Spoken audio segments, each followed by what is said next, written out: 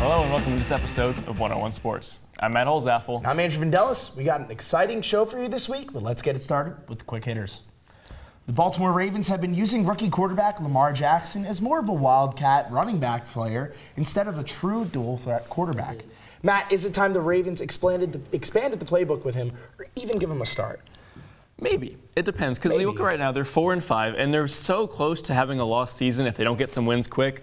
I could see why they would maybe give him some play time if they get down the stretch, the season's over. Why not give him some rest? But for now, you got to go with Joe Flacco. And I know you have a lot to say about this. Go for it. It's all you. No, absolutely not, unless Flacco gets hurt, which is the rumor going into the bye week. But John Harbaugh said he is very likely to be back at home against Cincinnati. Here's the thing.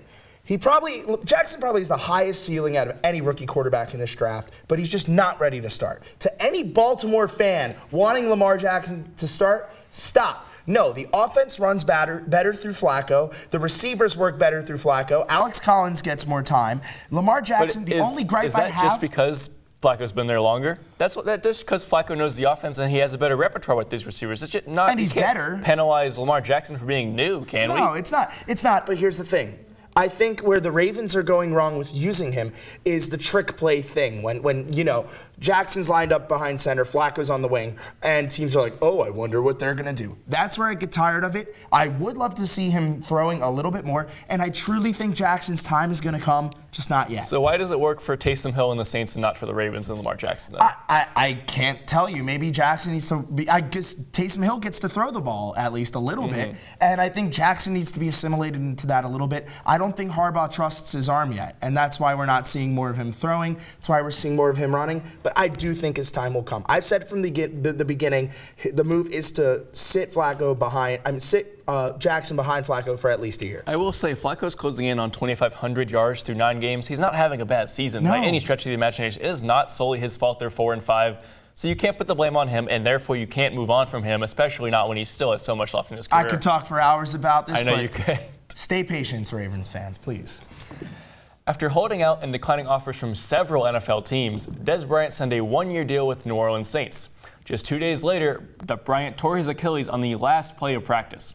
And was this the last we've seen of Dez Bryant, and will he ever be able to regain that star power he once had in Dallas? He'll be back. He's still got the ability to be a productive receiver. Here's the thing with Dez. You have to keep in mind that he went from gunslinging Romo to a more mobile quarterback like Dak. That's why we didn't see a whole lot of him in his last season at Dallas. If he re-signs with the Saints, which I think he does and should do, he doesn't need to be the number 1, number 2, or even number 3 receiver. Here's all the Saints or any team need for that matter. They need from him a couple of first down conversions, maybe like 8 or 9 yards at most, and they just need him at the goal line to have a presence. He's not going to be a streak router. He's not going to be in the slot as much. You just need him to be efficient. He doesn't need to go 1,000 yards. It almost feels like he'd be better off being a mentor for Michael Thomas, who will be a great receiver and already is a great receiver. Yeah. And Dez is only 30. He's not like he's in the peak of it. He's past the peak for sure. He's not in the final stage of his career yet. Last year with Dallas, he had 69 catches, almost 900 yards, 6 touchdowns. He's not going to be a 1,000 yard receiver anymore. That was a bad year for Dez by his standards. Before, imagine going from Dak to Drew Brees. I don't think there's any quarterback. If I'm a receiver, there's no quarterback I want throwing the ball to me other than Drew Brees, or more than Drew Brees, I should say. And he'll utilize him no matter what in any role, and it'll be amazing either way. Yeah. Zion Williamson has become a household name despite having played 2 games in college so far. Warriors coach Steve Kerr is just one of the big names who has taken notice, saying that he thought LeBron James was a one-shot deal, but apparently the next guy's coming, referring to Williamson. Matt, is this praise for someone so young very fair? I think it might be overhyped, but you got to look at this. He's been getting this praise. He's been compared to LeBron James and Julius Randle most prominently since high school. And he was known as that viral dunk video guy, and now he's turned into so much more. He's shooting threes. He's blocking. He had 6 blocks against Army. He's averaging a double-double. And so when he had the dunks and he had the athleticism and also the physicality that LeBron had, he's adding shooting to that. There's no wonder why he's being compared to LeBron. Here's the thing. First off, Kerr quickly changed the subject, didn't name Zion directly. We all know he just wanted to avoid a fine, but we all know that's who he was talking about. Second, everyone makes comments like this. It's fair for Kerr to go out on a limb and say this about a player. And he can ball. Have you seen the kid play? He can ball. He is a human cheat code at college basketball. He's elevated Duke. I know I said that last week as well.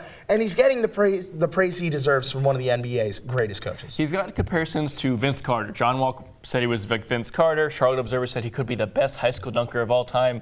He's going to get the comparisons. He's just got to soak transcended him that like so much, and he's elevating Duke. Duke is already a favorite to win the national championship, already favored to be the #1 in the country, the deserved #1 team in the country. Zion is the forerunner for that team. We love Zion. Yeah, totally. On Sunday, Louisville announced that they had dismissed head coach Bobby Petrino after a 2-8 start to the season. This has been a quick fall from last year's success with Lamar Jackson. Andrew, should they have let Bobby Petrino finish this season? No, absolutely not. And I know you agree. Once Lamar Jackson left, our beloved Lamar Jackson, from the first question, he lost all motivation to win.